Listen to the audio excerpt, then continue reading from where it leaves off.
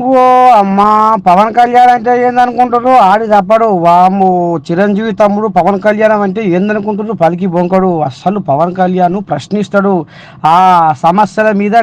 నిత్యం రోజు పోరాడే బిడ్డాడు పవన్ కళ్యాణ్ ఎంతమందికి ఎన్ని సేవలు చేసుకుంటూ వస్తుండో అటు సినిమాలు చేసుకుంటానైనా ఇటు రాజకీయాలు చేసుకుంటానైనా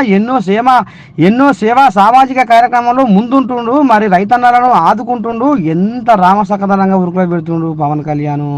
ఆ ఈ రకంగా పవన్ కళ్యాణ్ చూసి నేర్చుకోవాలా అని ఎంతో మందికి సవాలు విసిరిరు నిన్న మొన్న కానీ ఆఖరికి వస్తాల కల్లా నిన్న ఈ వాన ముసుర్లకు వరదలు వాగులు పొంగి విజయవాడ మొత్తం ఆగం ఆగం అయిపోతుంటే అల్ల కల్లోలం అయిపోతుంటే ఇటం కదా మళ్ళీ చూస్తలేడట పవన్ కళ్యాణ్ ఓ అమ్మ పవన్ కళ్యాణ్ అయ్యా అసలు నువ్వు ఏడ ఉన్నావయ్యా జాడలేవు పత్తలేవు జాడలేని బొంగరం అయిపోయినావు నీ మాటలేమో కోటలు దాచే ఇప్పుడు చేతుల కాడికి వచ్చే వరకనే అసలు జనాలంతా అల్లకల్లోలం అయ్యి తినడానికి తిండి లేక పంటందుకు ఇల్లు లేక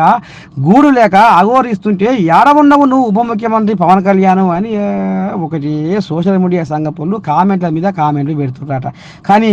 మరి పవన్ కళ్యాణ్ అయ్యా ఏడికి పోయినట్టు ఏం చేస్తున్నట్టు ఆనాడు ప్రతిపక్షంలో ఉన్నప్పుడు మాత్రము దంచుకొచ్చిండు ఇప్పుడు అధికారంలోకి వచ్చినప్పుడు ఏమైంది పవన్ కళ్యాణ్కు ఈ ప్రజల బాధలు వట్టవా ఈ జనాల గోసలు వట్టవా అని ఒకటి ఏంచిపోతున్నారట పవన్ కళ్యాణ్ అయ్య చూడాల మరి రేపు పవన్ కళ్యాణ్ అయ్య మరి ఈ జనాల మొర విని ఈ జనాల గోస విని ఈ జనాల బాధ చూసి మరి మొగుదడా లేకపోతే మొత్తమే పట్టించుకోడా చూద్దాములా రేపు